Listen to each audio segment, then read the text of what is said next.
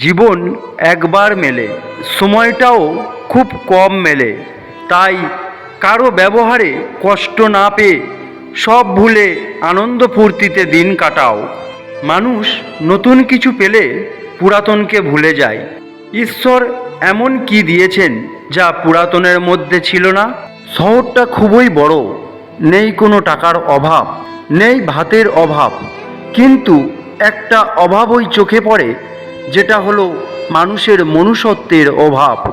কাউকে কখনো ঠকিও না, কারণ কারো কষ্টে ফোটা এক ফোঁটা চোখের জল পৃথিবীর সবচেয়ে ভারী বস্তু। মনে রেখো, ছেড়ে যাওয়া মানুষগুলো কিন্তু কখনো ভালোবাসার টানে ফিরে আসে না। ভালোবাসার মানুষ কখনো ছেড়ে যায় না, এটাই কঠিন সত্য। আপনি কাউকে কষ্ট দিয়ে শান্তিতে ঘুমাতে পারবেন না, যতটা শান্তি পাবেন তাকে খুশি করে। জীবনে মায়ার পরিমাণটা যত কমাতে পারবেন তত ভালো থাকবেন, কারণ মায়া বেশি থাকলে আপনাকে কষ্টও বেশি পেতে হবে। যেদিন আপনি প্রতিষ্ঠিত হতে পারবেন সেদিনই একজনকে খুঁজবেন। মনে রাখবেন, উপযুক্ত জায়গা ছাড়া পাখি বাসা বাঁধে না। যাকে দিনের শেষে সব কিছু খুলে বলা যায়, সেই হলো প্রকৃত ভালোবাসা। আমরা কত উন্নত সভ্যতায় আছি, বৃদ্ধ মা বাবা থাকা ও খাওয়ার ব্যবস্থা করতে আদালতে যেতে হয়। বিশ্বাস, প্রেম, ভালোবাসা সব কিছু শেষ হলেও মায়ার টানে আবার ফিরে আসতে হয়। আমাদের মধ্যে একটা অনুভূতি হলো মায়া।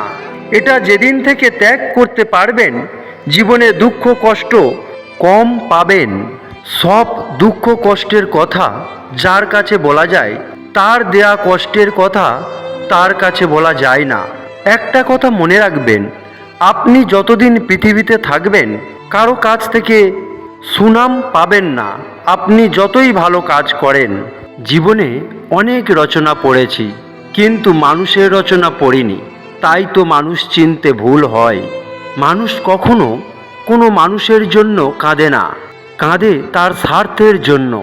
আমার কথাটি যদি ভুল মনে করেন তাহলে ক্ষমা করে দেবেন। এই 5টি কথা কখনো কাউকে বলবেন না, মরে গেলেও না।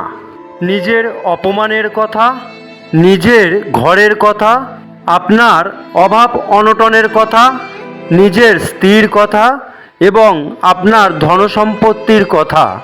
কেউ কাউকে ভালোবাসলে পরীক্ষা করে কতটা ভালোবাসে, তার জন্য অনেক প্রশ্নই তার দিকে ধেয়ে যায়, কিন্তু সেই প্রশ্নগুলোর একটারও কি উত্তর আপনার কাছে আছে? অন্ধ ব্যক্তির জীবনে কোনো সংঘর্ষই আসে না, কারণ তার কাছে সব কিছুই সমান। আপনার ভবিষ্যৎ যদি সুন্দর করতে চান তবে আপনাকে সংঘর্ষ করতেই হবে। যেমন কোনো জমিতে ভালো ফলন পেতে হলে জমির মাটিকে উল্টাতেই হয়। এই রকম মোটিভেশনাল ভিডিও পেতে আমার চ্যানেলটি সাবস্ক্রাইব করে পাশে থাকুন। ধন্যবাদ।